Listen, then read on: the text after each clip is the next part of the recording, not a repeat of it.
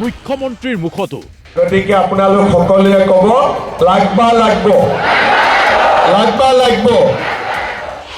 মন্ত্ৰী ৰঞ্জিত দাসৰ মুখতো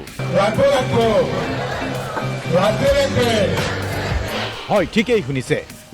লাগব মানে লাগিবই লাগিব গতিকে আপোনালোক সকলোৱে ক'ব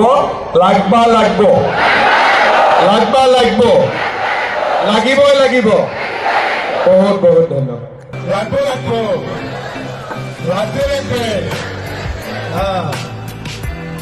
এইটো কাৰণে আজি মাতা হৈছে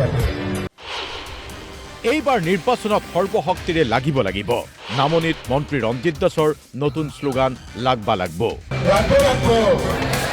মুখ্যমন্ত্ৰীয়ে ৰঞ্জিত দাসক কাষত লৈ একেই শ্লোগান দিছে এতিয়া প্ৰশ্নটো হ'ল মন্ত্ৰী ৰঞ্জিত দাস লাগব ক'ত মন্ত্ৰী ৰঞ্জিত দাসে বজালি নে সৰভোগত লাগিব মন্ত্ৰী ৰঞ্জিত দাসে স্পষ্টকৈ কৈছে দলে য'তেই বিচাৰে তাতেই নিৰ্বাচন খেলিবলৈ সাজু মন্ত্ৰী ৰঞ্জিত দাস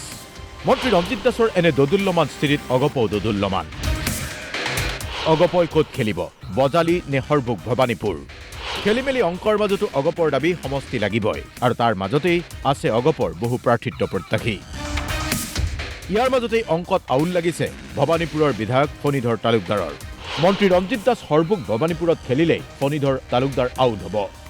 ভৱানীপুৰৰ বিধায়ক ফণীধৰ তালুকদাৰে নাপাব পাৰে প্ৰাৰ্থিত্ব এনে অৱস্থাত এফালে অগপৰ অংক আনফালে বিজেপিৰ এই বিধায়ক ফণীধৰ তালুকদাৰ অসম গণ পৰিষদে পাব বুলি আমি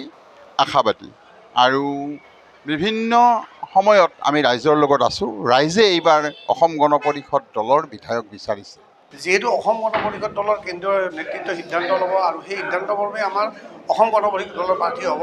আৰু যিগৰাকীয়ে প্ৰাৰ্থিত্ব নাপাওঁ আমি সকলোৱে অসম গণ পৰিষদ দলে ভাৰতীয় জনতা পাৰ্টীয়ে আমি আটাইতকৈ এনডিএ হৈ আমি নিৰ্বাচনত অৱতীৰ্ণ হৈ জয়ী কৰাত সহযোগ কৰিম লক্ষণীয় কথা এয়াই যে দীৰ্ঘদিন ধৰি অসম গণ পৰিষদ দলে বজালি অথবা সৰভোগ ভৱানীপুৰ দুয়োটা সমষ্টিৰ এটাত নিৰ্বাচন খেলাৰ দাবীত অটল হৈ আছে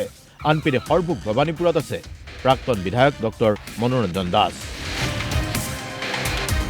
এতিয়াও অংক কোনোমতেই মিলাব পৰা নাই অগপয়ো অংক মিলা নাই বিজেপিৰো কিন্তু অংক মিলক বা নিমিলক